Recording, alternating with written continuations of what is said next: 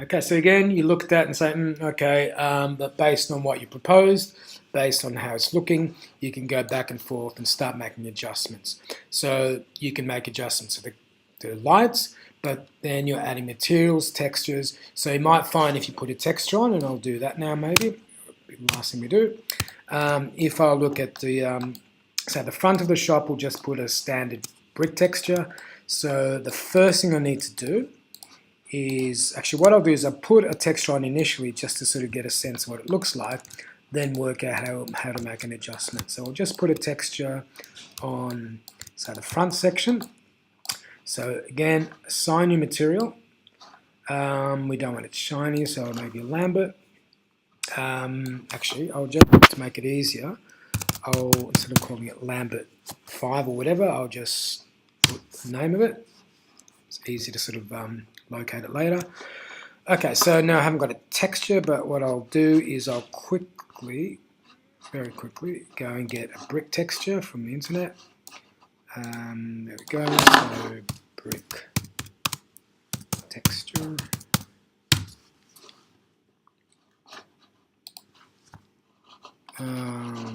That'll do. Again, the sort of texture this is going to be is a repeatable texture, rather than having a picture as such with all the graffiti or whatever nuances or differences on the wall.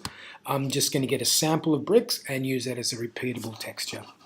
Again, it really depends on what you want as to what is the best type of texture or image. So I'll just save this, desktop. Okay, so what I'll do is I'll now go and add that file, or that texture. It's sitting on the desktop. It's wherever it is, date modified, front large, that's the one, open. Okay, so there you go, all over the place. Okay, it doesn't really sit properly. So to adjust it now, having put it on, actually I think I missed some faces here.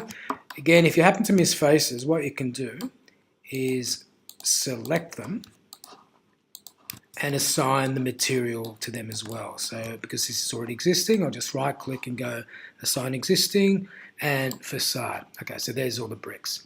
So the material or the texture is on those faces, but obviously looking at it, it doesn't make much sense. So to fix it, what we do is select the faces, all of them, there's one down there, and 2 or 4 of them there. Okay, that's all the faces.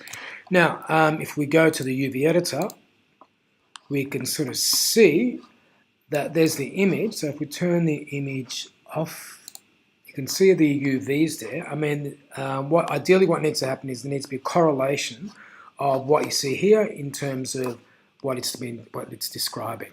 Okay, so the front faces need to somehow be seen in this view. Okay, they're not. So, and that sort of is the reason why all the mapping is quite wrong, and we need to fix it. So the way to do that, essentially what we need to do is rearrange the those faces the way they're appearing in the UV editor to make it more natural or predictable or obvious as to what they represent. So what we do is select those faces, and I've got the UV editor open. Actually, I'll turn on the image back on here. There we go. Okay, so they're all selected. Yep. So now what I do is go to UV planar mapping options, choose the direction we want this to be projected. In this case, it's going to be in the x-axis. So it's already x-axis there, and then apply. Okay, as soon as we've done that, I'll move this out of the way. You can see the correlation between the shape in the UV editor and the shape that we want, because you can clearly recognize the sides of the facade that we are considering.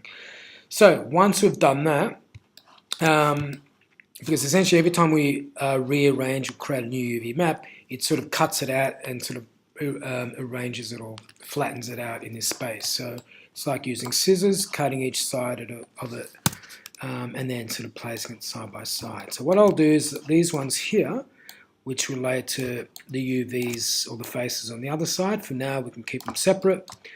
And what I'll do is I'll move this back in here.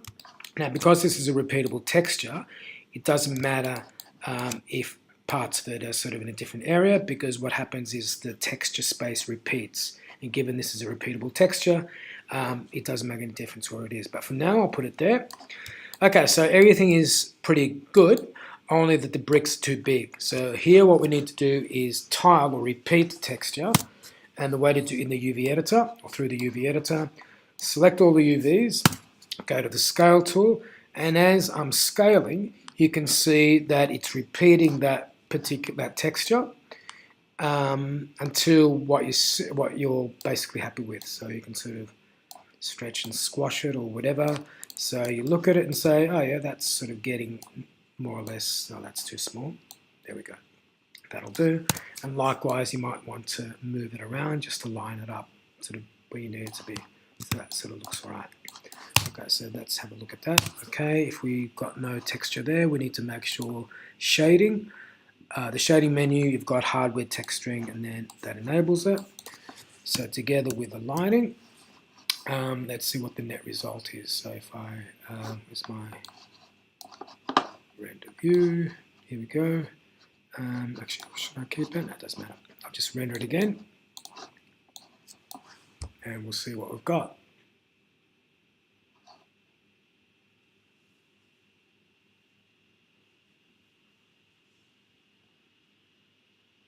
You'll also find that as you're adding more lights, more textures, more materials, particularly reflections, the render times increase to a certain degree. But again, because we're only really at this stage dealing with still images as an output, unless you've got some animation, but that's in your 3D, but that's sort of, don't worry about that at the moment.